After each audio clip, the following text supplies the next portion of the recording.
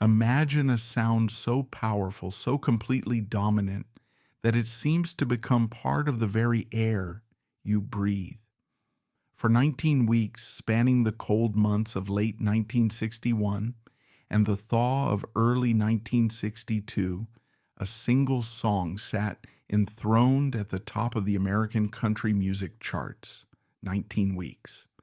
That's nearly 5 months of unshakable reign, a feat of endurance almost unheard of. This wasn't just a niche country hit, it was a cultural phenomenon. It elegantly crossed the invisible lines of genre, pouring out of transistor radios on city buses, echoing from jukeboxes in roadside diners, and providing the smooth, melancholic soundtrack in living rooms across the nation. The song was Walk On By, and it was a landmark recording, a flawless piece of polished heartbreak that came to define an entire era of Nashville's musical ambition. Now, imagine the man whose voice carried that song into millions of homes and hearts. A man with a velvet baritone, a handsome, reassuring presence, and, for that brief, incandescent period, the entire music world in the palm of his hand.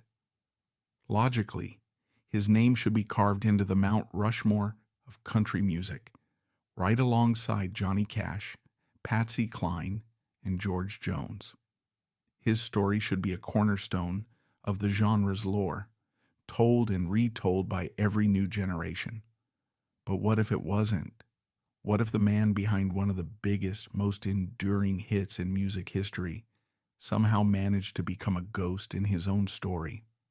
This is the strange, poignant, and almost unbelievable saga of Leroy Van Dyke, the man who climbed the highest peak of fame only to become one of country music's great forgotten giants. His is not a story of tragic, fiery downfall, but of something far more curious and, in its own way, more profound.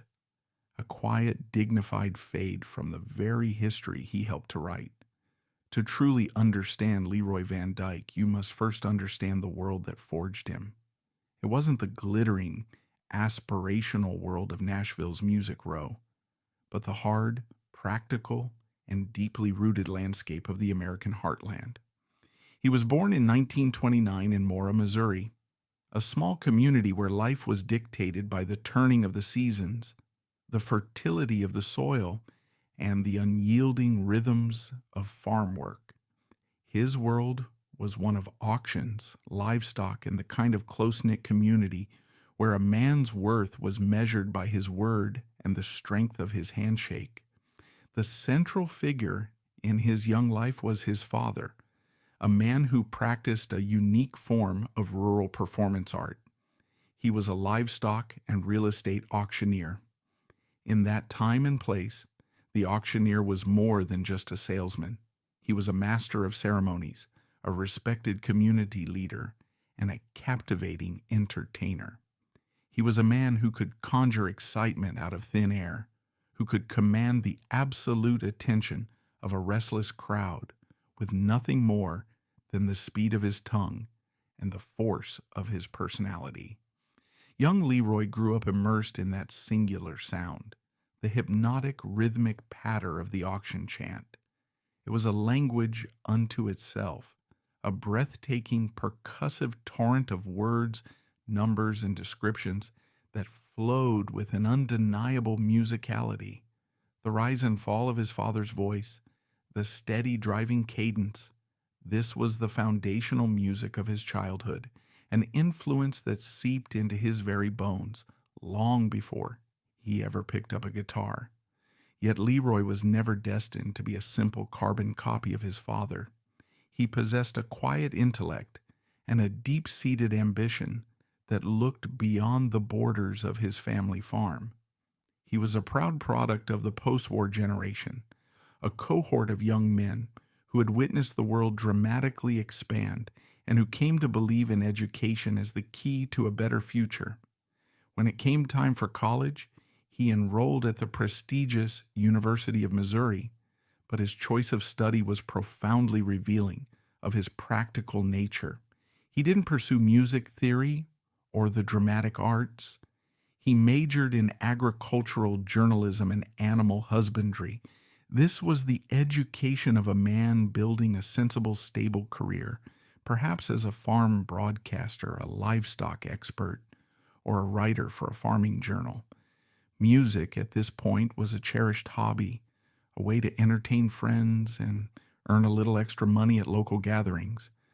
But it was certainly not the foundation upon which he planned to build his life. Then, as it did for so many young men of his era, the wider world came calling in a way he could not refuse. The Korean War, a brutal and distant conflict, erupted, and in 1952, a draft notice arrived for Leroy Van Dyke. His path in the military, however, would be as unique as his eventual musical style.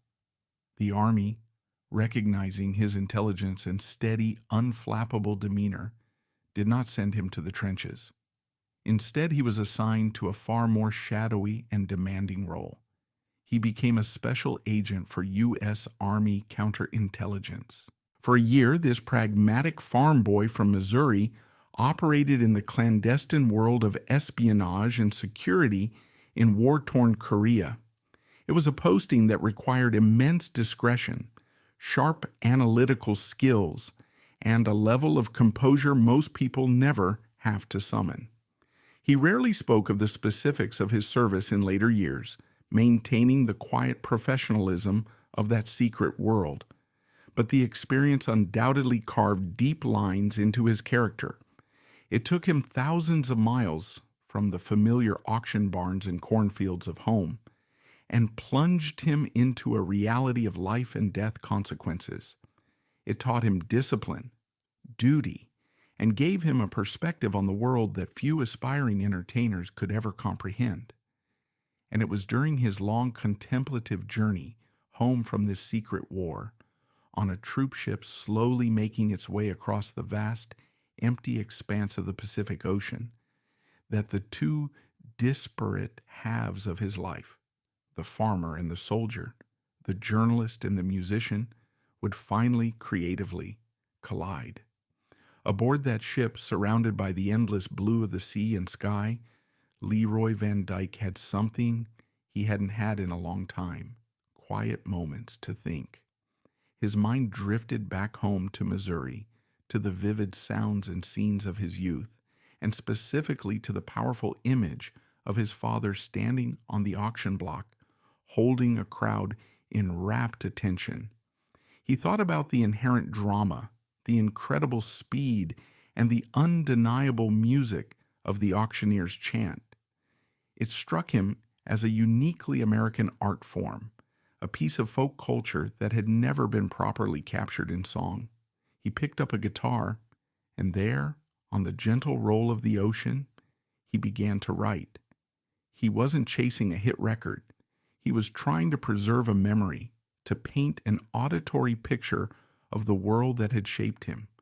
He channeled the staccato rhythm he had internalized his entire life, structuring the lyrics to mimic the tongue-twisting, rapid-fire delivery of a master auctioneer. He gave the song a simple, fitting title, The Auctioneer. Upon his return to civilian life, he put his degree to use, landing a job as a journalist in Chicago and eventually hosting local television and radio shows. His smooth voice and easygoing charm making him a natural on the air. Music remained a passionate sideline. He'd play gigs at clubs and local events, and it was on one of these nights that fate intervened. An executive from Dot Records was in the audience and witnessed firsthand the electrifying effect the auctioneer had on the crowd. It was different, it was catchy, and it was refreshingly authentic in a sea of generic love songs. He saw its potential immediately and offered Leroy a recording contract. In 1956, they went into the studio and laid down the track. The Auctioneer exploded onto the airwaves like nothing else. It wasn't a ballad of heartbreak or a honky-tonk dance number. It was a story, a slice of pure Americana, delivered with a breathtaking verbal dexterity that was simply mesmerizing. It told the charming tale of a young country boy who leaves home to learn the auction trade and becomes a star in his own right. It was, in essence, a romanticized version of Leroy's own life, a tribute to his father and the world they shared. The American public was utterly captivated.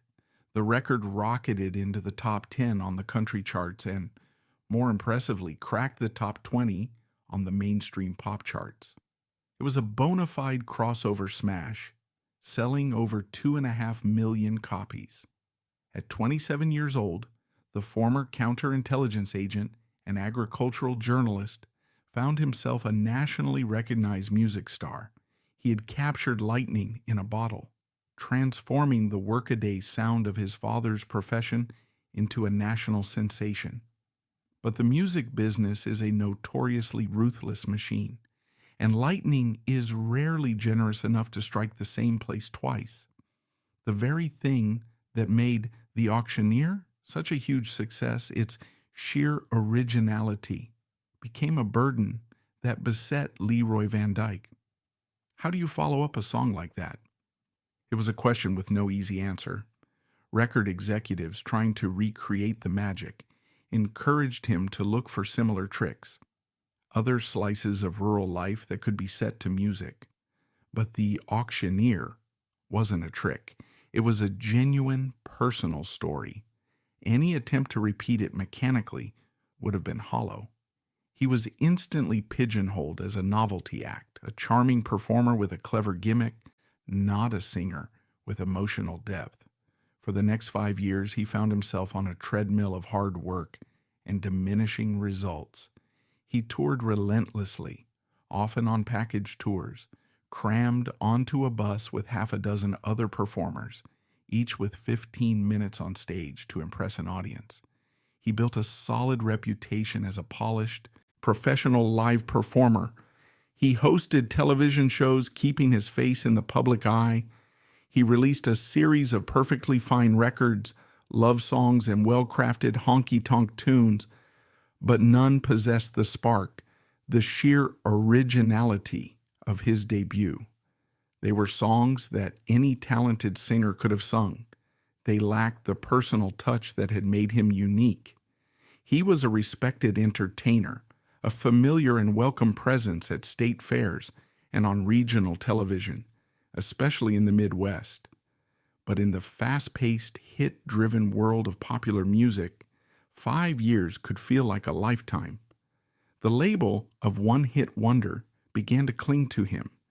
In Nashville, a city built on repeat successes, that label was virtually a death sentence for a career. By the dawn of the 1960s, the consensus on Music Row, in whispered conversations in recording studios and executive offices, was that Leroy Van Dyke had had his day. A pleasant memory, to be sure, but his moment had passed. Leroy, however, was cut from a tougher, more patient stock. His military service and practical upbringing had taught him the value of perseverance. He understood that talent was only one part of the complex equation of success. Discipline and persistence were the real multipliers. In 1961, his self-belief paid off when he signed a new contract with Mercury Records, a major label that was pioneering a revolutionary new sound coming out of Nashville. This was the dawn of the Nashville Sound. To understand this seismic shift, one must recall the sound of traditional country music. It was the rough sound of roadside saloons, the plaintive fiddle, the wailing steel guitar, and the high lonesome sound of the Appalachian Hills. But in a strategic effort to make country music more accessible to mainstream pop audiences and compete with the polished products of rock and roll, visionary producers like RCA's Chet Atkins and Decca's Owen Bradley began to transform the genre's sonic palette.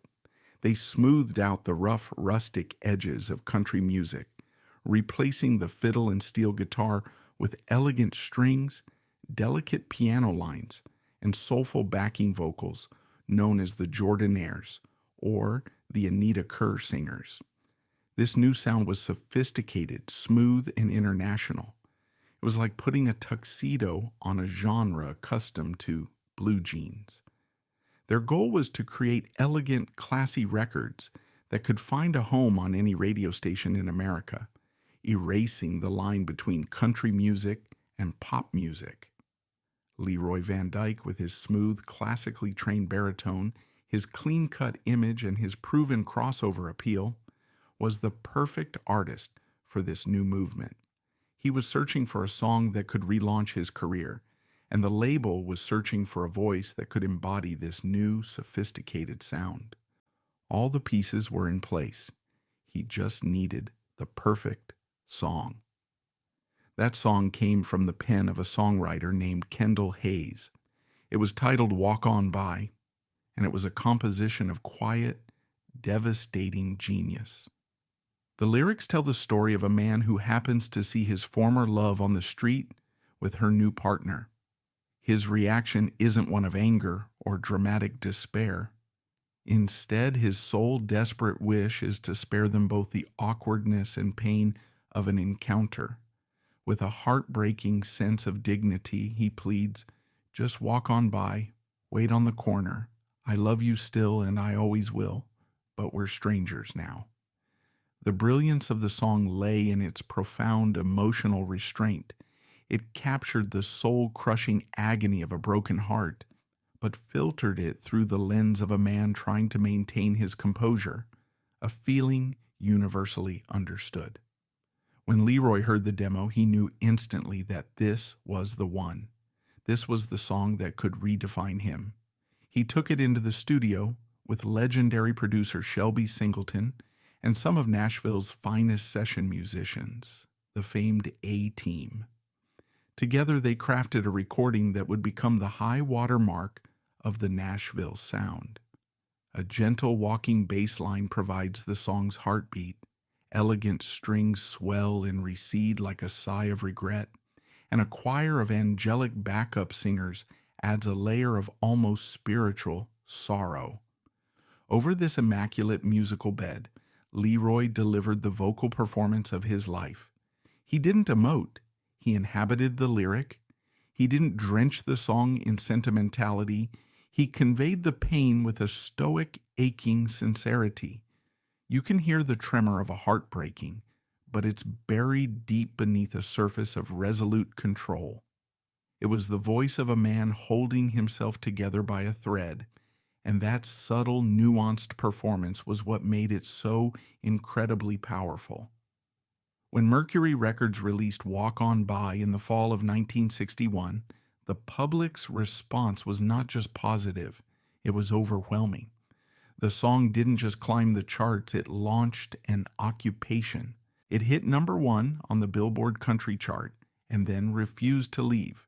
Week after week, it held off all challengers. For 10 weeks, then 15, then an almost unbelievable 19 consecutive weeks, Leroy Van Dyke's Walk On By was the most popular country song in America. It was a run of dominance that shattered existing records. Simultaneously, the song stormed the pop chart, soaring to #5, making him one of the biggest stars in the nation, period.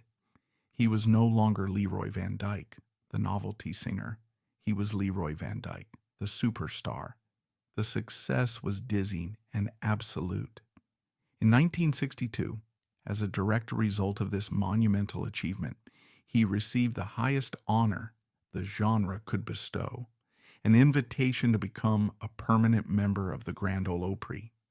Standing on the sacred circle of wood on the stage of the Ryman Auditorium, he was officially welcomed into the pantheon of country music legends. At that moment, his future seemed blindingly bright. With the biggest country hit in modern history to his name and the full respect of the industry, Leroy Van Dyke was poised to build a dynasty. He had reached the summit. What he didn't know, and what no one could have possibly predicted, was that from this incredible peak, the only way to go was down. What do you do for an encore after you've achieved perfection? This was the daunting question that faced Leroy Van Dyke in the wake of Walk On By. He was standing on the highest pinnacle of the music world, a member of the Grand Ole Opry, his name known in households across America. He was the man with the golden touch, the voice of the biggest country song in a generation. And yet this monumental success, the very thing that should have been the foundation of a long and legendary career, slowly revealed itself to be a beautiful, gilded cage. The song was so colossal, so culturally ubiquitous, that it created an impossibly long shadow from which he could never fully escape. Every new single he released, no matter how well crafted, was immediately held up against the towering standard of Walk On By, and in that comparison, they were inevitably found lacking. He continued to have hits. Songs like the clever If a Woman Answers, Hang Up the Phone, reached the top 3. And others like Black Cloud and Anne of 1,000 Days performed respectably. He was, by any reasonable metric, a consistent and successful recording artist, but respectable felt like a disappointment after the history-making phenomenon he had unleashed. The public, and perhaps the record executives as well, wanted another Walk On By, but a song like that is not a product to be manufactured. It is a moment of pure alchemy, a magical confluence of the right singer, the right song, and the right time. That kind of magic is rarely repeatable. Compounding this challenge was the restless, ever-changing landscape of country music itself, the polished, sophisticated Nashville sound that Leroy had perfected was beginning to face a potent rebellion. From the West Coast, the raw electric energy of the Bakersfield sound, spearheaded by artists like Buck Owens and Merle Haggard, offered a gritty, no-frills alternative that felt more connected to the genre's honky-tonk roots. And on the horizon, the outlaw movement was brewing, with figures like Willie Nelson and Waylon Jennings preparing to dismantle the Nashville assembly line altogether in favor of a more personal and rebellious artistic vision. In this shifting climate, Leroy's smooth, gentlemanly style, once the epitome of modern country, began to be perceived by some as a relic of the establishment. He was a paragon of Polish in an era that was starting to celebrate grit. Perhaps the most crucial factor, however, in his slow, gentle drift from the epicenter of stardom was Leroy Van Dyke's own character. He was not a man built for the chaotic melodrama of superstardom. At his core, he remained the practical, grounded man from rural Missouri. He was a savvy and prudent businessman, wisely investing the earnings from his years at the top. He was, above all, a devoted family man, deeply committed to his wife, Gladys, to whom he was married for over 6 decades. His life was a portrait of stability and professionalism, completely devoid of the public meltdowns, the battles with addiction, or the tempestuous affairs that fueled the legends of many of his contemporaries. His personal story lacked the kind of dark, dramatic chapters that so often fascinate historians and biographers. He was, by every available account, a consummate professional. He was always on time, he always gave his all on stage, and he treated his band, his crew, and his fans with unwavering respect and kindness. In a business that thrives on mythology and larger-than-life personas, Leroy Van Dyke was stubbornly, admirably normal. His quiet dignity and unwavering professionalism, while the bedrock of a long and stable life, made for a less compelling narrative than the stories of flawed geniuses who burned brightly and then tragically burned out. Leroy burned just as brightly, but instead of extinguishing, his flame simply settled into a steady, warm, and enduring glow, far from the blinding glare of the mainstream spotlight. As the 1960s gave way to the 1970s, his presence on the national charts faded. He eventually parted ways with Mercury Records and continued to record for other labels, but the momentum of his peak years was gone. The great roving eye of popular culture had moved on. But Leroy Van Dyke did not disappear. He did not retire in bitterness or fade into obscurity. Instead, he embarked on the second and arguably more enduring phase of his career. He became the undisputed king of the road. For the next 50 years, he was one of the hardest working men in show business. He cultivated a fiercely loyal audience in the places that the Nashville trendsetters often overlooked: the state fairs, the agricultural expos, the small-town theaters, the casinos, and the community festivals. He built a career not on hit records but on handshakes, not on radio play but on relentless, consistent live performance. He and his band toured the world, playing to packed houses of fans who had never forgotten him, people for whom Walk On By and The Auctioneer were not just oldies, but cherished markers of their own lives. He embraced his legacy with grace and humor, knowing exactly what the people came to hear and delivering it flawlessly night after night, decade after decade. His life story offers a profound and necessary lesson on the nature of fame and the meaning of success. It reminds us that chart positions and industry accolades are a fleeting and incomplete measure of a life in music. He could have desperately chased another chart topper, compromising his sound or his integrity to fit in with the latest trend. He could have grown resentful as his name was slowly omitted from the lists of country's greats. He did neither. He chose a different path, crafting a career on his own terms, built on the solid foundation of his talent and his connection with a live audience. In doing so, he redefined what it means to be a forgotten giant. He wasn't forgotten by his family, who remained the center of his world. He wasn't forgotten by his peers, who respected him as a master showman and a true professional. And he certainly wasn't forgotten by the millions of fans he entertained in person over a career that spanned more than 60 years. He was only forgotten by the fickle machinery of mainstream history, which too often mistakes scandal for substance and celebrity for significance. He proved that it is possible to have a monumental, culture-defining success and then go on to live a long, productive, and joyful life entirely outside of its shadow. He never lost his connection to his agricultural roots, remaining active in farming and livestock breeding throughout his life. He was, until the very end, the auctioneer's son from Missouri. In May of 2024, Leroy Van Dyke passed away peacefully at the age of 94.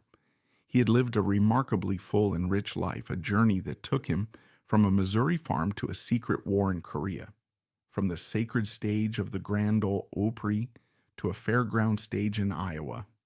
He had experienced the dizzying, disorienting peak of American fame and the quiet, deep satisfaction of a long career sustained by hard work and the love of his audience. His story leaves us with a lingering, thoughtful question.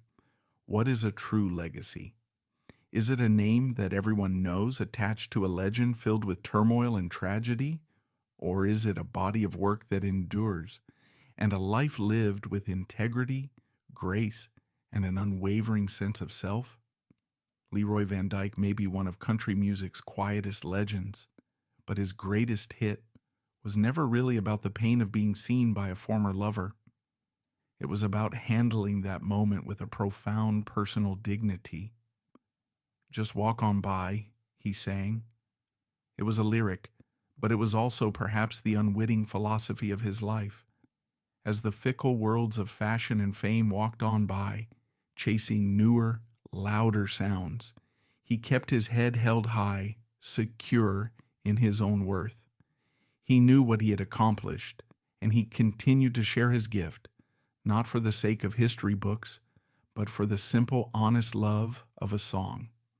The next time you hear that timeless, heartbreaking melody float out of a radio, remember the man who gave it a voice. A man who had one of the biggest hits of all time, and then, with more grace than the world knew how to celebrate, simply walked on by.